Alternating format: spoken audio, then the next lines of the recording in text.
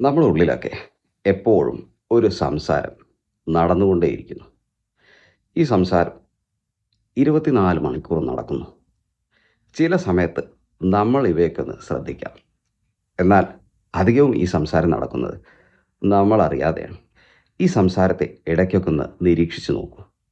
ഈ സംസാരം കൂടുതലും നിങ്ങളുടെ പ്രശ്നങ്ങളെക്കുറിച്ച്, നിങ്ങളുടെ ഇല്ലായ്മകളെക്കുറിച്ച്, പരാജയങ്ങളെക്കുറിച്ചാണോ?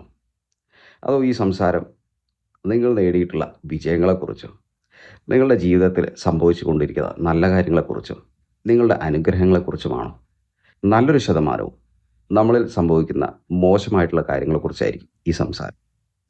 എങ്കിൽ നിങ്ങൾ ഈ സംസാരത്തെ ഒന്ന് നിരീക്ഷിച്ച് ബോധപൂർവം നിങ്ങളിൽ സംഭവിച്ചു കൊണ്ടിരിക്കുന്ന നിങ്ങൾക്ക് ലഭിച്ചിട്ടുള്ള നല്ല കാര്യങ്ങളെക്കുറിച്ചൊക്കെ ഒന്ന് സംസാരിപ്പിച്ച് ട്രെയിൻ ചെയ്യിപ്പിച്ച് നോക്കൂ.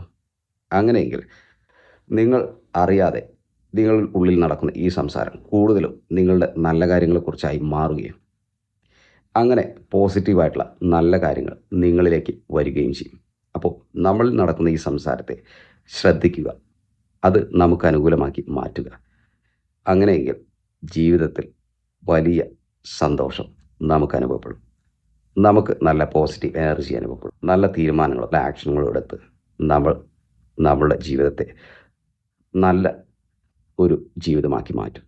അതുകൊണ്ട് നമ്മളിൽ നടക്കുന്ന ഈ സംസാരത്തെ നിരീക്ഷിക്കുക, നമുക്ക് അനുകൂലമാക്കി മാറ്റാൻ ട്രെയിൻ ചെയ്യുക.